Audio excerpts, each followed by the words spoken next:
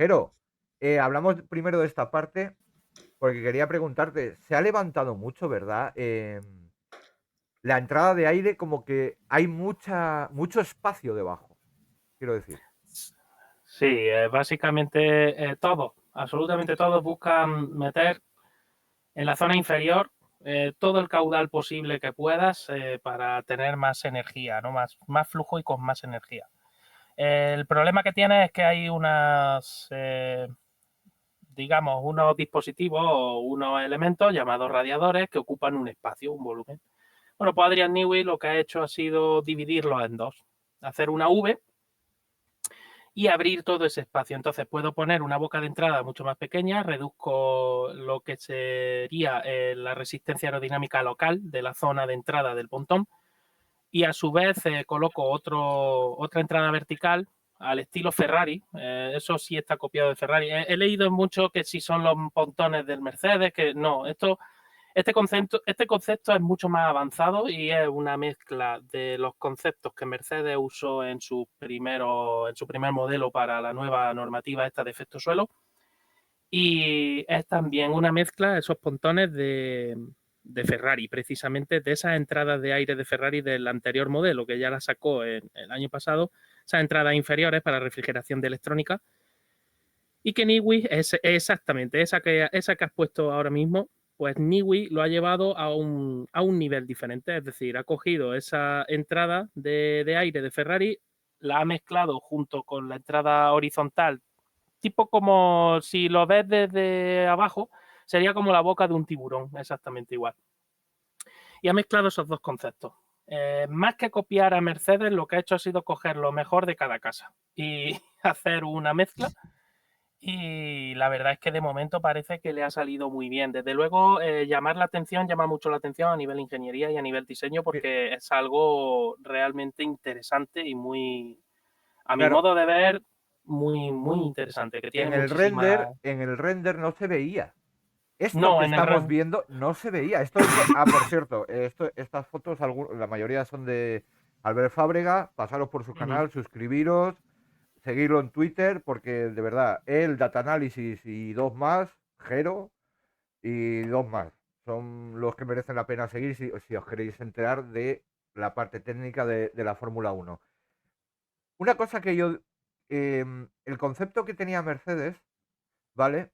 Yo creo que el error que hizo Mercedes fue el que no ha cometido Red Bull, porque Red Bull sí que mantiene toda esa parte del pontón lateral para Ujú. redirigir el flujo. Lo que hizo Mercedes, que es hacer ese canal muy estrecho, pero yo creo que el problema que tuvo fue que quitó toda esa parte lateral y entonces no podría dirigir el flujo de aire que daba directamente a las ruedas traseras y eso le generaba mucho drag.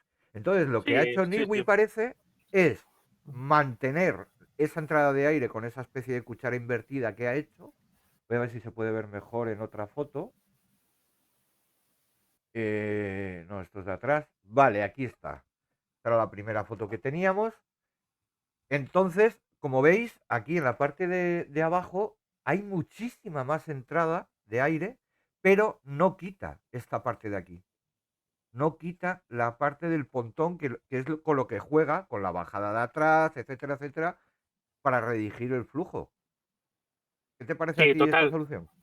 totalmente. Es que a ver, a mi modo de ver y viendo lo que le pasó a Mercedes en el año 2022, es lo correcto. Ya lo estuve explicando en su momento. La idea de que el pontón esté ahí, lo puedes recortar más, lo puedes recortar menos, pero esa caída del pontón, la parte de arriba, si miramos el Oracle y vemos la curvatura que va haciendo hacia atrás, donde está luego la publicidad que pone Red Bull, etcétera, esa caída para el aire es más aprovechable por el tema del efecto Coanda y demás. Lo que hizo Mercedes eliminando ese pontón es dejar un volumen mucho mayor disponible con una, digamos, sería una mayor capacidad de meter más masa de aire, por lo tanto eso te da a priori, teóricamente, una mayor carga aerodinámica, pero tienes un problema, ¿cómo diriges ese flujo? Si no lo energizas lo suficiente, que es por lo que tenía Mercedes que usar ese mazacote que se inventó en los espejos, con esa especie de medio ala que parecía que para soportar el espejo con esos generadores de vórtices, para poder llevar ese aire a la parte trasera, pero con todo y con eso no consiguió el efecto deseado porque no tenía manera de derivar esos flujos y de dirigirlos. Y es lo que tú has dicho y lo estuvimos diciendo ya en el año 2022. La rueda trasera generaba mucha resistencia y lo peor no es que genere solo lo que se dice una resistencia aerodinámica local, la cual te perjudicaría en velocidad punta, pero bueno, el problema es que es una zona muy delicada del vehículo, la cual tiene el difusor en la parte interior, en el eje trasero, y en estos coches es todavía más delicado que en los de generaciones anteriores. Entonces, al final, Mercedes tuvo que descartar ese concepto porque es un coche que se vuelve muy, muy crítico con los reglajes, muy difícil de arreglar y muy difícil de encontrar esa altura. De hecho, Mercedes hasta incluso el año pasado todavía le costaba un poco encontrar una altura óptima, ¿no?, de funcionamiento.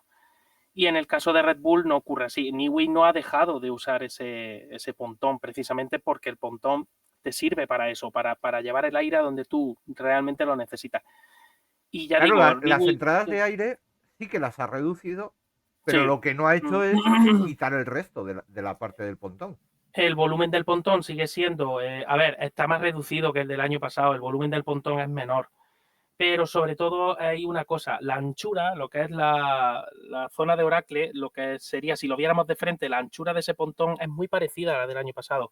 Sí es cierto que ha reducido bastante el volumen que ocupa, sobre todo la parte delantera, y luego las entradas de aire, que para mí son una genialidad, cuando todo el mundo está imitando la bandejita y el buzón, ¿no?, la entrada de buzón, como Sí, le llama, sí. finita, ahora Niwi llega y le da la vuelta. Directamente hace una simetría, como si trazáramos un eje simétrico, y ahora le damos la vuelta a la cuchara y la ponemos boca abajo. O Pero, sea, a mí me ha parecido...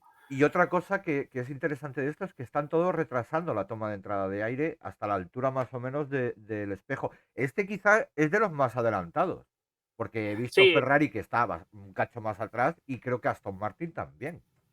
sí, porque en este caso concreto sí te interesa adelantarla, precisamente por eso, porque la cuchara la has invertido, la has puesto hacia abajo.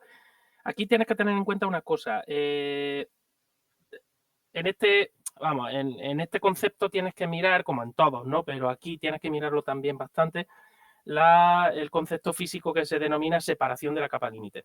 La capa límite, para que lo entienda la gente, es una fina lámina de aire muy delgada que se forma muy cerca de la superficie aerodinámica. Esa capa límite tiene, sus velocidades van desde cero, o sea, imaginaos las moléculas de aire chocando con la superficie y prácticamente paradas, hasta que nos separamos un poco de la superficie y llegamos al 99% de la velocidad total del flujo. ¿Y esto qué significa, no? Porque claro, todo esto está muy bien dicho teóricamente y tal, pero ¿qué significa todo esto? Pues digamos que si nosotros pusiéramos infinitas láminas de papel en esos 2-3 milímetros que ocupa la capa límite, depende, ¿no? O incluso 7-10 milímetros puede llegar a ocupar. Imaginaros que todas se mueven en la misma dirección y con la misma velocidad. Bien, de momento ese flujo va correctamente. Pero ¿qué ocurre cuando el flujo empieza a perder energía? Pues que por culpa de la viscosidad, esas láminas de papel que están pegadas a la superficie empezarán a frenar a las siguientes. La siguiente seguirá frenando a la siguiente y así sucesivamente hasta que el flujo se pare. Cuando el flujo se interrumpe, lo que ocurre es que esas láminas de papel, entre comillas, se separarían de la superficie y frenarían el resto del flujo aerodinámico. Y entonces sí tendrías un problema serio. ¿Qué hace Niwi? Adelantar esa entrada de aire porque no se fía de que haya una separación de esa capa límite. Es más difícil de controlar tal y como lo tiene el montado. ¿Reduce resistencia aerodinámica? Sí, pero a cambio necesita un mayor control de flujo. Entonces, para ello lo que hago es que adelanto mi superficie aerodinámica, la pongo más adelante y así me evito esa separación de capa límite. No descarto que a lo largo de la temporada todo esto vaya cambiando y que Niwi sea capaz de retrasar esa entrada de aire, que sería lo lógico. Pero hasta que no lo tenga controlado no lo podrá hacer. Entonces ahora mismo se tiene que asegurar de que el aire va a entrar por ese agujero, por esa abertura, y no, el aire no se va a ir a otro sitio. Entonces, muy importante, ya digo, sobre todo esa separación de la capa límite, tenerla muy controlada. Y eso se consigue con un flujo con la suficiente energía. Eh, Dime, Ana, que te veo Eh, con ganas de decir algo. Jero, no, la semana pasada cuando estábamos hablando un poquito, los que no sabemos de técnica, pues yo, veíamos el test que habían hecho, pues test filming day en la lluvia y se veía que nos pareció curioso a Ade y a mí que el agua iba como hacia adentro, como hacia el casco, hacia la cara del piloto, o sea que de la llanta de adelante el agua se iba como hacia adentro y yo dije, bueno, eso solo nos los tiene que explicar el Jero. ¿Cuál es el...? Pre- Perdón. Precisamente por lo mismo que acabo de explicar. La misma razón por la que yo adelanto la entrada de aire, yo lo que quiero es que el aire se mueva de abajo hacia arriba, para asegurar, primero, que entra suficiente caudal de aire para refrigerar mi motor. Ya digo, dentro en el pontón, si hay fotos en las que está abierto, he visto, los refrigeradores están separados en dos, están colocados como más o menos así, como en una V, que por eso el pontón luego se puede reducir muchísimo, ¿no? Y el tema es que necesitas que entre, repito, el suficiente caudal de aire, pero luego además también, aparte, necesitas que haya suficiente caudal de aire que viaje por la parte superior del pontón para que llegue con suficiente energía. Por eso el pontón tiene esa forma, como he dicho antes, para aprovechar el efecto Coanda, para que ese aire llegue al wing wing, no al ala trasera, sino lo que sería esas alas que se colocan por encima justo del difusor a la salida. Y claro, para ello necesitas asegurar que hay suficiente caudal de aire. ¿Cómo aseguras eso? Pues con una ala delantera y con unas suspensiones delanteras, en este caso las pull rods ayudan bastante a eso, con un ángulo de giro lo suficientemente, vamos, todo dentro de la legalidad. No se te permite que los brazos de suspensión tengan un ángulo de giro muy pronunciado, un ángulo de ataque, perdón, muy pronunciado, pero sí lo suficiente para que ese aire levante y vaya efectivamente, que es lo que os parecía a vosotros, ¿no? Que iba hacia la cara, hacia el casco del piloto. En realidad, a lo que le interesa a Niwi, ya digo, son esos dos aspectos. Uno, alimentar con suficiente aire lo que es la refrigeración del coche, y el otro, llevar suficiente caudal por el lateral del coche para poder aprovecharlo luego en la trasera del vehículo. La siguiente que te quería preguntar, porque esto es algo que todo el mundo se ha sorprendido, pero resulta que esto lo llevaba Mercedes el año pasado. Sí, los famosos hombros. Sí, estábamos todos sorprendidos. Claro, en el aspecto técnico muchas veces no recordamos exactamente cómo son todos los detalles de los monoplazas y estaba todo el mundo, Twitter, redes sociales, etcétera. Bueno, Twitter no, ahora se llama X. Vamos a hablar con propiedad. No, pero quiero decir, todo el mundo estaba sorprendido, pero resulta que esto es una solución que ya había encontrado Mercedes. ¿En qué es lo que se pretende con esta solución? Pues un aspecto básico fundamental, el halo, si fuera por los ingenieros aerodinamicistas, el halo se eliminaría. O sea, eso es un elemento que estorba totalmente. Entonces, bueno, generalmente se le colocan aditamentos aerodinámicos, está permitido por normativa colocar pequeños apéndices para poder energizar. De nuevo, insisto mucho en esto porque al final la base de todo lo que incumbe a la aerodinámica en un monoplaza de Fórmula 1 es energía, como en un avión. Lo único que ocurre es que un avión se desplaza a una velocidad, o un avión a reacción estoy hablando, o un avión de combate, que normalmente se suelen comparar mucho con los Fórmula 1. Un avión de combate se desplaza a velocidades que el Fórmula 1 ni sueña alcanzar. Entonces es mucho más fácil con un avión de combate hacer superficies que puedan derivar el flujo a donde a ti te interesa, porque el avión se mueve mucho más rápido. Entonces ya de por sí le otorga mucha energía a ese flujo. Entonces no necesitas usar tanto aditamento. En un Fórmula 1, al contrario, él se mueve mucho más despacio comparado con el avión de combate, y por lo tanto necesitas muchas más superficies de control, necesitas mucho energizar ese flujo en muchas zonas. Y el halo es un elemento que genera mucha turbulencia, junto con el casco del piloto, pero el casco del piloto está bastante controlado por la posición en la que está y porque generalmente en la parte trasera del casco del piloto, donde va el reposacabezas, se colocan unos agujeritos por debajo de la estructura antivuelco, que son los que recogen ese aire sucio del casco y se evita también que entre al motor, en fin, una serie de cosas que Niwi ya nos enseñó en los años 90, que todo esto ya estaba inventado. El pasado vuelve como las modas. Todo eso, Exacto. pero eso es ropa. nuevo para mucha gente, eso es nuevo para mucha gente No, pero actualmente. y otra Nosotros cosa, que estamos viejos ya. otra cosa que me sorprende es que el concepto este de bañera aquí no se termina de ver bien del todo, pero ese concepto de bañera lo que han hecho ha sido subirlo arriba sea, era un concepto que podría haber sido válido y Red Bull lo ha usado justo encima de la cabeza del piloto. Sí, bueno, es que Red Bull aquí lo usa de una manera distinta. Como se han hecho unos pontones muy estrechitos en su entrada y demás, ese calor luego para sacarlo del pontón tienes que averiguártelas de alguna manera. Entonces, lo que hace Red Bull aquí es aumentar lo que es el tamaño de los hombros, levantarlos por encima y aprovecha dos cosas. Tiene que, por cierto, aquí en esta imagen, no sé si se veían, hay unas entradas de aire por detrás del halo, las cuales se utilizan también para refrigeración. Y para un detalle, no solo refrigeración simple, sino quitar aire sucio con poca energía que no te interesa en esa zona. Y lo que hace una bañera, en este caso el concepto de bañera, pues es muy parecido a una bañera cuando tú la usas, es decir, recoger el flujo, mantenerlo en la parte interior y canalizarlo hacia la parte trasera. En este caso, el aire caliente debería de salir por los lados, que se han visto las rejillas en otras fotos, y el aire caliente que sale por detrás. ¿Para qué me sirve a mí llevar aire por esta zona que has señalado en verde y recogerlo en la parte interior? Pues para que el aire caliente del motor que va a salir por la parte trasera se encuentre con ese flujo con más energía y aproveche como si fuera una escoba o parecido. Ya digo, todo esto lo estoy intentando explicar de una manera pues para que más o menos se me entienda.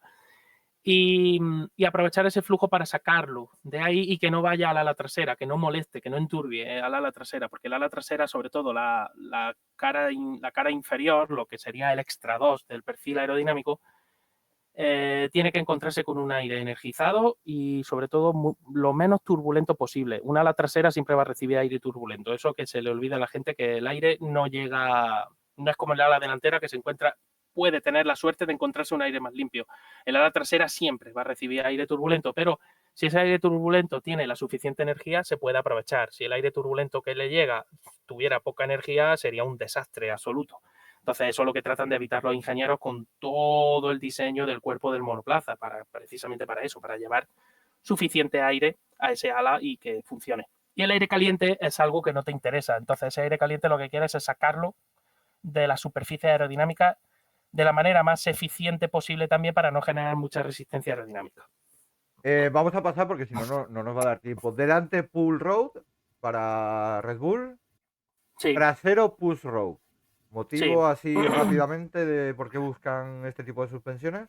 Aerodinámica pura y dura. Realmente, cinemáticamente, siempre digo lo mismo. Push rod, pull rod, no hay diferencia. Dinámicamente, bueno, la push rod es más fuerte que la pull rod generalmente, pero tampoco en un coche moderno no hay mucha diferencia tampoco en eso.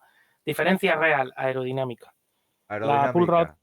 La pull rod, como os he dicho, en la parte delantera enturbia menos el aire, me permite llevar el aire de una manera más eficaz al resto de superficie. La push rod trasera, a pesar de que pueda parecer que enturbia más el aire, me viene muy bien porque deja espacio libre al difusor.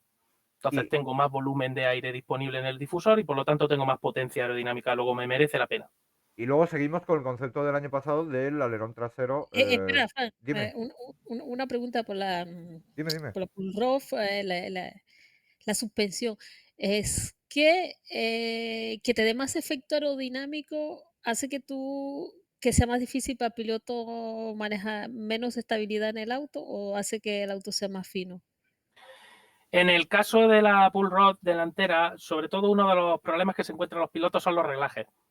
Lo que acabas de decir, es decir, la conducción aerodinámica es mejor, pero la pull rod hace que se eleve un poco el centro de balanceo del vehículo. Entonces tienes que jugar con la configuración de reglaje del coche para bajarlo de la parte delantera.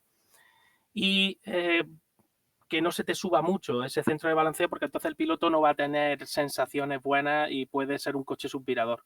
Ese es el problema y eso es por lo que no muchos equipos apuestan por la pull rod, porque a la hora de arreglarla es algo más compleja la delantera que lo que es una push rod convencional, o entre comillas, lo de convencional, que se me entienda, que es más fácil de arreglar y más fácil de bajar ese centro de balanceo del vehículo. En el tema de la push rod trasera o pull rod trasera, eso no influye tanto, porque no estamos hablando de un eje directriz, estamos hablando de un eje simplemente de tracción, ¿no? En este caso, y por lo tanto es más sencillo. No hay vialetas de dirección, no hay que mirar tampoco la convergencia-divergencia aquí se va a mantener más estable, entonces no no hay tanta dificultad.